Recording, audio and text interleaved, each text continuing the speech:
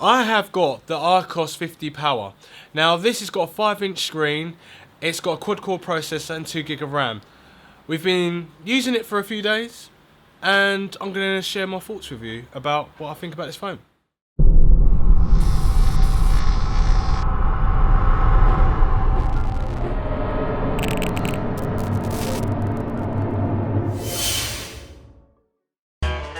So let's start off with the features of the phone. So it's got a 5-inch screen, it has a 13 megapixel camera on the back, it has a 2 megapixel camera on the front, it has a quad-core processor, it has 2 gig of RAM, and it's quite light and slippery. But we'll talk more about that afterwards, obviously. It's got a 6,000 milliamp battery, so that was the whole point why I wanted this phone, so I could see how long I could play games for. The back camera is not too bad. You can actually do autofocus or manual focus, so you can manual focus on one subject and have shallow depth of field or a bit of narrow depth of field just with this actual camera settings if you play around with it enough. The front camera is 2 megapixel, it's not too bad, takes good front pictures and it's alright for Snapchat. And then the battery lasted for 1 day, 8 hours with playing all of these games.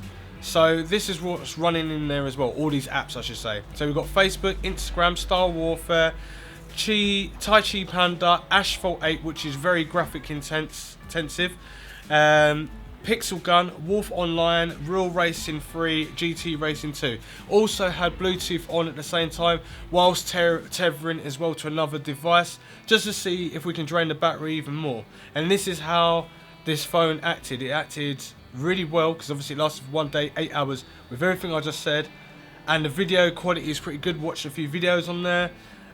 There was no lag in the phone at all.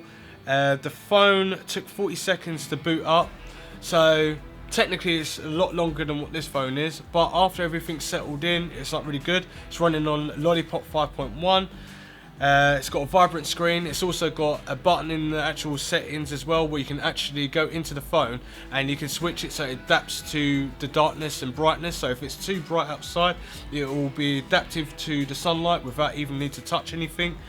And it's really responsive, good value. It costs £135 and it's really good with sound as well. Audio is really good. When I was listening to videos, playing games, anything like that, it was really good because what I did is use the SteelSeries H3 somethings. I will leave a link in the description down below. Those are the headphones I used with it, and it sounded really good. Left and right sounded really nice, and the game sounded really good as well, and the video sounded really nice. Spotify was pretty good.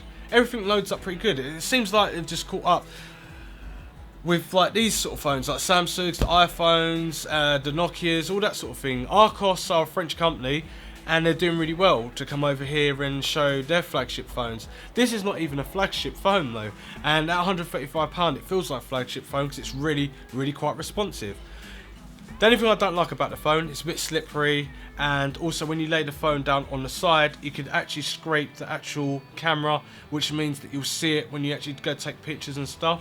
So on the side of this phone here, you've got where you would put your SIM cards in. If you don't know, the actual back does not come off. You can't put an extra memory card in or anything like that. It's what it is what it is. On the side here you can obviously put 2 SIM cards in there, so if you're in a different country or you're in England for instance and your mate wants to put their SIM card in your phone, you can have 2 different calls coming off one phone, which is pretty cool and awesome.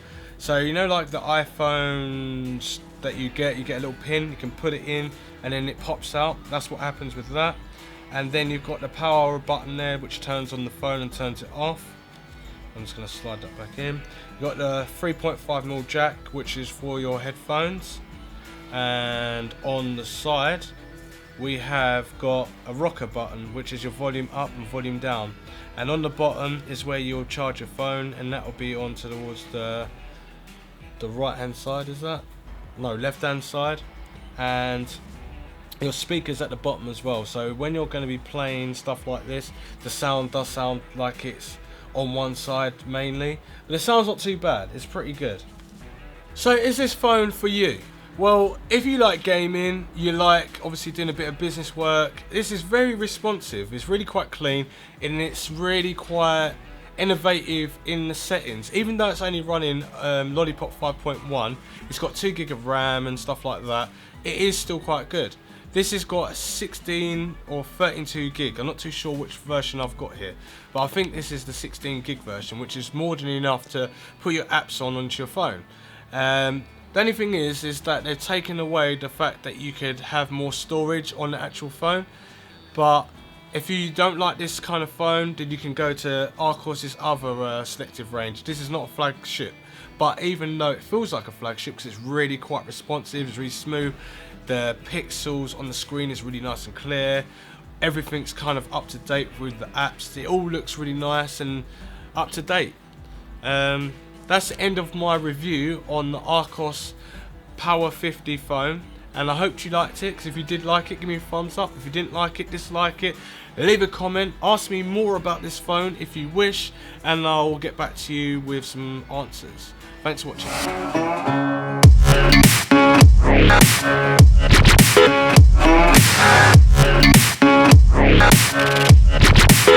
I've been a real bad boy on the town all night.